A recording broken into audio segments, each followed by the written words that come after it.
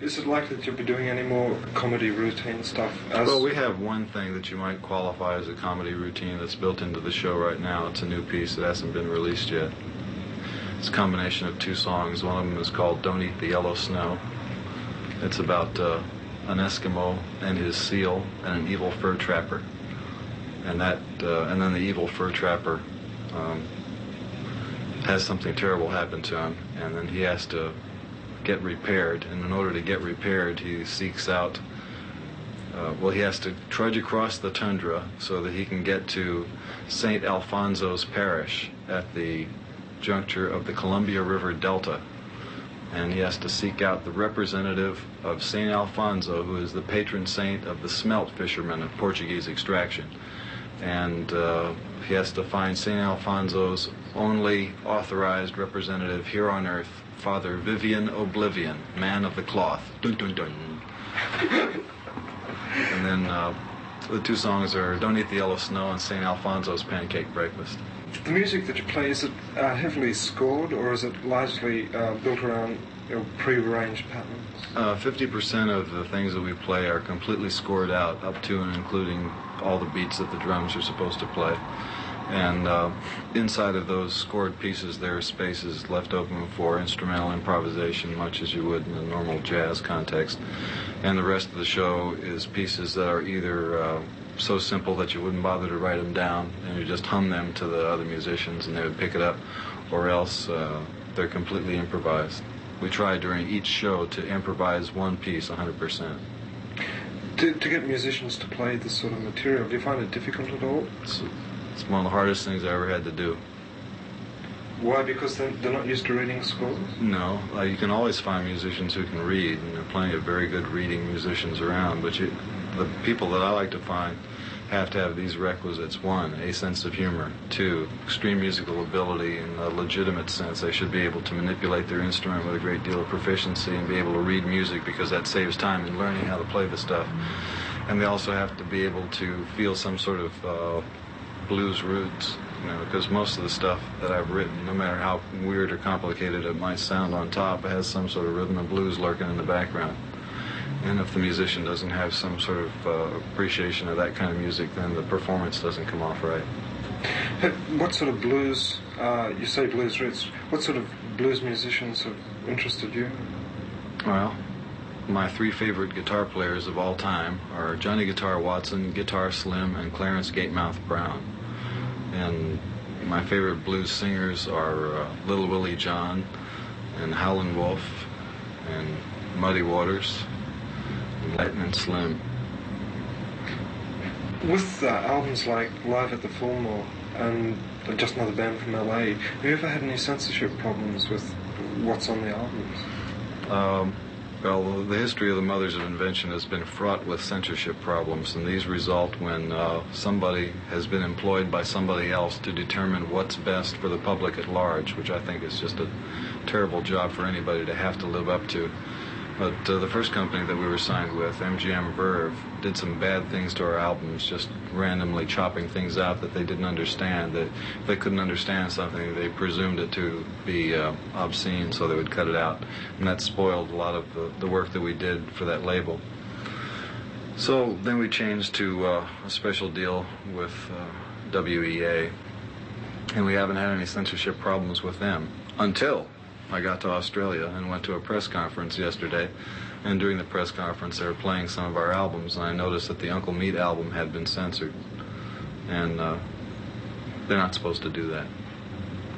Shouldn't be done. I also heard that the Australian release of the soundtrack for 200 Motels has also been censored. And just to give you an idea of the type of censorship that you're involved in, the only other countries in the world where 200 Motels have been censored are Spain, Portugal, and Brazil. So you people are in trouble. You got to get rid of this censorship stuff. It's not going to do you any good at all. The stories in those particular two albums, are they real stories? They're all true. Even the bit about the gremlin? That's true. The gremlin is true, yeah. And the mud shark story? The mud shark story is true. For those of you who don't know what these stories are, you'll have to get the album and find out what he's talking about. If you do know, they're true. Really was a mud shark. There still are mud sharks. we have actually gone fishing for mud sharks ourselves at that same hotel. Not only that, I have an interview on tape with he was the desk clerk at this place. It's called the Edgewater Inn in Seattle, Washington. And I interviewed this man and asked him technical questions about how many mud sharks they find per week in the beds, and who uses mud sharks and what do they use them for, and his answers were sort of amazing, because I presumed that sexual activities involving a large, rough-surfaced fish is a sort of a thing that only a rock and roll group would get into. But he says, no, that regular straight-life tourists also use mud sharks here at the hotel. With material for pieces like the Mud Shark and Billy the Mountain and that, they just come out of your day-to-day living and people you meet and that? Yeah, well, I think that everybody who writes songs must extract what the text of his song from some personal experience. And it just so happens that the way I live my life and the people that I know give me access to types of experiences that are unusual by some standards. So I just write them down and try and share them with other people who may be interested in sharing those unusual experiences, because maybe they don't have time to go to the Edgewater Inn and have fun with a mud shark. So it's like helping the shut-ins, What first turned you on to the idea of the music that you started with Hot Rats, the Hot Rats album? Well, up until that time, the main drawback that I could see with most of the Mothers albums prior to the Hot Rats album was the fact that the rhythm section didn't really get off the ground. Jimmy Carl Black was okay as a drummer, and Art Tripp was okay as a drummer, and Billy Monday was okay as a drummer, but none of them were really, hard driving, make you really want to tap your foot. And rather than fire them simply because they weren't hard driving, because we'd all worked together for such a long time, I kept them around, and we're all good friends and we stayed in the band together, but I think the band suffered from lack of having a good beat. So my first venture into an album with a good beat was the Hot Rats thing, and at least 50% of what's on that album is foot-tappable material. And you're going to extend this idea further and further? Well, since the time that the first group of Mothers broke up, I've looked around for drummers that had foot-tapping ability. Ainsley Dunbar certainly had it, in an abstract way. And Ralph Humphrey, the drummer that's with us now, certainly has it in an abstract way.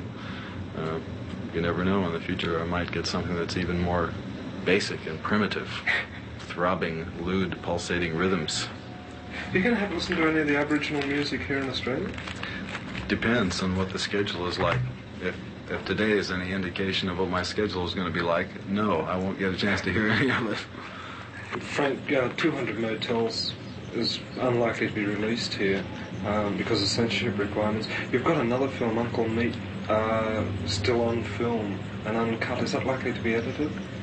One day I might finish that, yeah. Well, have you any more film projects in mind? I want to make a science fiction movie.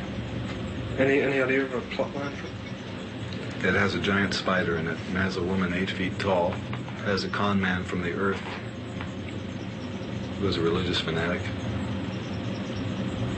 That's a musical. Right. The usual stuff, regular. What about Reuben and the Jets? You've got another Reuben and the Jets band on the road, although you're not closely associated with them personally. What are they doing at the moment? I believe they're touring with a group called Three Dog Night, and they're about to go to Europe, probably in August. Are you keeping a very close eye on what they do, or is it something? Well, I advise them from time to time. I helped them get the group together, and I produced their first album. And occasionally they have little intra-band squabbles, and I sit there and act like a union mediator or something, arbitrator. What particularly, what made you get the first Reuben and the Jets together yourself? Well, as I told you before, I always liked rhythm and blues music, and that's just another kind of rhythm and blues music. Did you? There was some reportage around that you were getting it together in an attempt to make a commercial success out of your music. Well, if you can imagine, in 1967, releasing, well, it was recorded in 67 and released in 68. If you can imagine releasing an album like that and seriously thinking that that was going to be commercial, you'd see the humor in that statement. You don't get very much airplay on top 40 stations. You don't get any at all as far in Australia, and I wouldn't imagine you get terribly much overseas. Is commercial success important to you, other than making enough money to do what you want to do? Well, commercial success represents two things. One, it represents dollars and cents, and two, it represents reaching a large audience. The dollars and cents I'm comfortable with right now because I managed to make enough from the concert tours and so forth, publishing, to pay for the equipment that I use and to pay the people who are making the music. But the problem about reaching a larger audience is it's important to me because more people know my face from a poster or from doing an interview on television or radio or magazine than have ever heard the albums or have ever seen the group live. So it makes you wonder. I'm famous, but most people don't even know what I do.